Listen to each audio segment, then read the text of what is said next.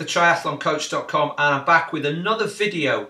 So today I wanted to give you the answers to the challenges that I posted on my Facebook page yesterday, and these arose from a video I did recently, sorry, a webinar that I did recently, all about how to swim faster in open water, which incidentally we've now turned into a manual. So I've had the whole presentation typed up into a transcript, and we're just busily adding the PowerPoint slides, and it'll be available soon as a whole manual of how to swim faster in open water. So I'll let you know when that's ready. But for now, I wanted to answer those three major challenges that people face. So I'm going to flick off from here. You won't see my face, but you'll still hear my voice.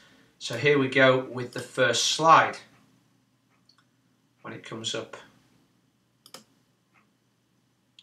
Here we go. So the three biggest challenges that triathletes face with open water swimming. So these are the ones that you told me about in the webinar. I think we had about 100 people register. By far the most popular was holding a straight line, avoiding zigzagging, stopping myself going in circles, whatever you like. The next one was the start and swimming in a group, which I lumped together because they're very, very similar. And the third one, strange as it may seem, fish and other creatures in the water besides swimmers. So let me give you my take on how I think you should approach these three, starting with holding a straight line. So one of the easiest ways to do this is to be prepared. Do a pre-race recce. That may not necessarily mean swimming in the venue water, and sometimes you're not allowed to do that, but there's no reason why you can't go and walk around, have a look at where the start is, stand directly behind it, look where you'll be swimming to, and find a landmark that is in the distance that you can focus on. That would ideally be something that doesn't move, so don't pick a herd of cows or a flock of sheep, because they will be moving all over the place, as will you. Find a tree, a house, something that's easily visible so that when you look up, it will be easy for you to spot. And then focus on that. I can guarantee if you swim towards your landmark or in the direction of your landmark, the buoys that the organisers use to mark the course will become visible as you get close to them, and you've no need to stop and do the occasional breaststroke, which you see people do. So it's important to do a pre-course recce. That means you've got to be a bit organised. Secondly, get into the habit of looking up every 3 to 4 strokes and sight regularly on your landmark. Okay, and obviously that means you have to have a landmark for each swim buoy that you're going to be moving towards. So you may actually have 3 or 4 within a particular course. You can do this by practicing in the pool. Just force yourself to look up at something at the end of the lane, like the blocks, start blocks on the end, or somebody's water bottle or something. Okay, finally, do not rely on the person in front of you to swim straight. I see a lot of people, they get into this routine of drafting, they don't look up at all, they're following somebody's feet, they're assuming that that person knows where they're going, and you could be going wildly off course. So do not rely on that person. Keep looking up yourself, and if they're going wrong, straighten yourself out and let them go off the other way. Okay, the next thing, mass starts and group swimming. So mass starts have always been a part of triathlon. In some of the bigger events, they're moving to rolling starts now, particularly to get rid of this bit that makes people panic, swimming with large groups, and the sort of sudden increase in adrenaline and speed that goes with that. But in smaller events, you probably still are going to have to start with other groups of people. So probably the best thing you can do is practice group swimming whenever you can.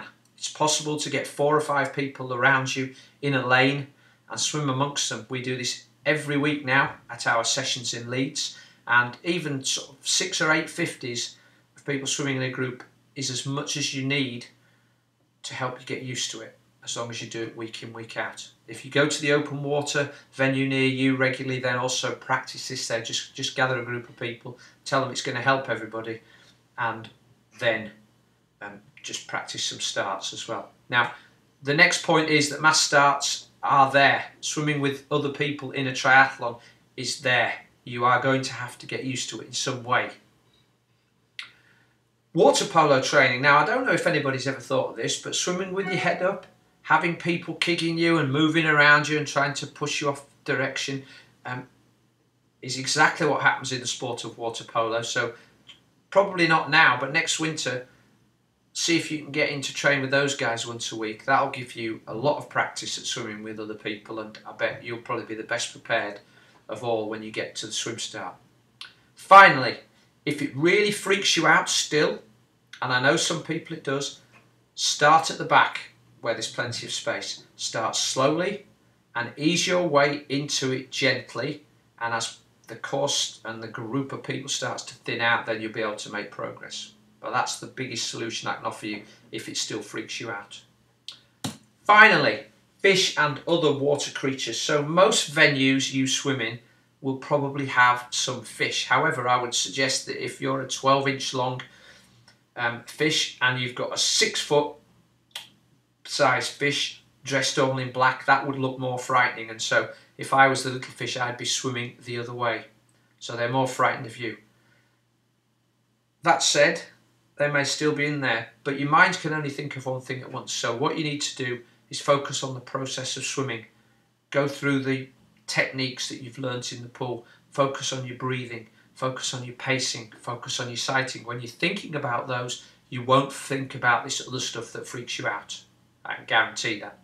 Okay, so you focus on the process of swimming rather than the outcome of what might be in your mind. Okay, I hope that helps. If you've got any questions, then probably the best thing for you to do is to follow me on Facebook if you aren't already. You can go to this site, which is my personal site, simon.ward1, or you can follow me at our triathlon coaching page, which is thetriathloncoach.com. You'll find this thread there, and you can post your questions or comments. Okay, that's all for now, and so I am...